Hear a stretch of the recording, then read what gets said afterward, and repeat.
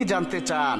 আল্লাহর অলি বলল, কিছুদিন আগে তোমার বাবা মা দুজনেই দুনিয়া ছেড়ে চলে গেছে, এটা তো সত্য। মেয়েটি হেসে হেসে উত্তর দিল, আমার মা বাবাকে অনেক ভালোবাসতো, তাই বাবা চলে যাওয়ার 3 দিন পর মাও চলে যায়।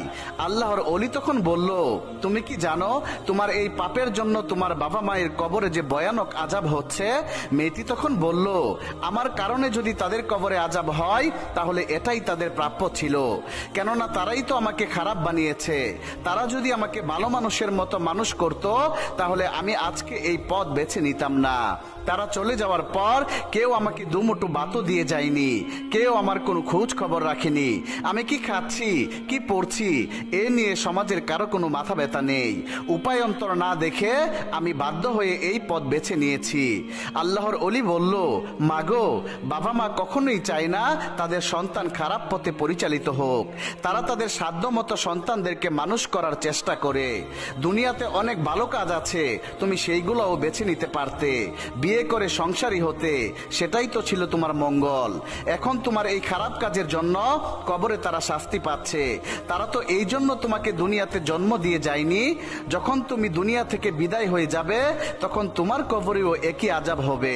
মাগো, এখনো সময় আছে, তুমি ভালো পথে ফিরে আসো। এতে করে আল্লাহ রব্বুল আলামিন তোমার বাবা মায়ের কবরের আযাব মাফ করে দিতে পারেন। আল্লাহর অলির এইসব কথা শুনে মেয়েটির মনে আল্লাহর ভয় সঞ্চার হলো। মেয়েটি বলল, হুজুর, আমি কিভাবে এই পথ থেকে বের হতে পারি?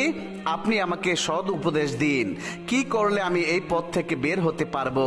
মেয়েটি এই কথাগুলো বলছিল আর পুকুর থেকে পানি হাতে নিয়ে ছিটকিয়ে মাটিতে ফেলছিল। সেইখানে একটি ল্যাংড়া ব্যাঙ ছিল, যেই ব্যাঙটি 7 দিন ধরে পানির পিপাসাতে কাতর ছিল। মেয়েটি যখন পানি ছিটকিয়ে ফেলছিল আর সেই পানিগুলো ওই ল্যাংড়া ব্যাঙের মুখে গিয়ে বারবার পড়ছিল, ব্যাঙটি তৃপ্তি সহকারে সেই পানি পান করলেন। এরপর ব্যাঙটি আল্লাহর দরবারে শুকরিয়া আদায় করে ফরিয়াদ করে বললেন, হে আল্লাহ, যে পানি দিয়ে আমার কলিজা ঠান্ডা করেছে, তুমি তার মা বাবার কলিজা ঠান্ডা রেখো। ব্যাঙের এই দোয়া আল্লাহর দরবারে কবুল হয়ে যায়।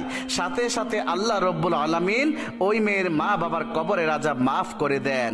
সুবহানাল্লাহ। এরপর ওই আল্লাহর অলি মেয়েটিকে ভালো হওয়ার পরামর্শ ও উপদেশ দিয়ে সেখান থেকে চলে আসলেন।